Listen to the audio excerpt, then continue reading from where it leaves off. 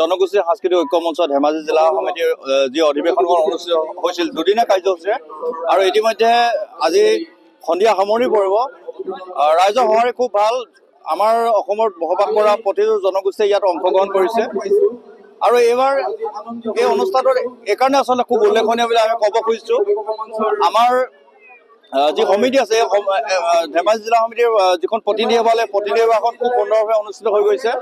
তাৰ উপৰিও আমাৰ দুজনকৈ ব্যক্তিলৈ আমি সমন্বয় বঁটা আগবঢ়াইছোঁ।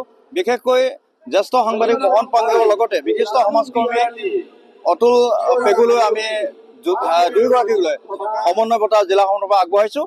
আৰু এই লালুং তিনিআলি খেলপথাৰত যি অধিৱেশন অনুষ্ঠিত হৈছে এই অধিৱেশনে আচলতে প্ৰতিটো জাতি জনগোষ্ঠীৰ অংশগ্ৰহণে এক সমন্বয় স্থলীলৈ পৰ্যবেক্ষিত হৈছে বুলি মই ক'ব পাৰোঁ। কি ক'লা? বিশেষকৈ আমাৰ 31জনীয়া কমিটি গঠন কৰা হৈছে।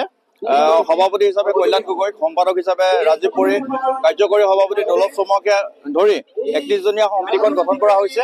আৰু মই আশা কৰিম এই 31জনীয়া সমিতিখনে আৰু দুগুণ উৎসাহেৰে আচলতে কাম কৰিব পাৰিব আৰু এই সভাজনকে পুনৰ ধেমাজিবাসীৰ বিশেষকৈ জনগোষ্ঠী ঐক্য মঞ্চৰ সদস্যসকলে পুনৰ সভাপতি হিচাপে নিৰ্বাচিত কৰাৰ কাৰণে আপোনালোকৰ সহযোগতে আচলতে আপোনালোকৰ যোগেদি বহুত বহুত তেওঁলোকলৈ ধন্যবাদ জ্ঞাপন কৰিছোঁ।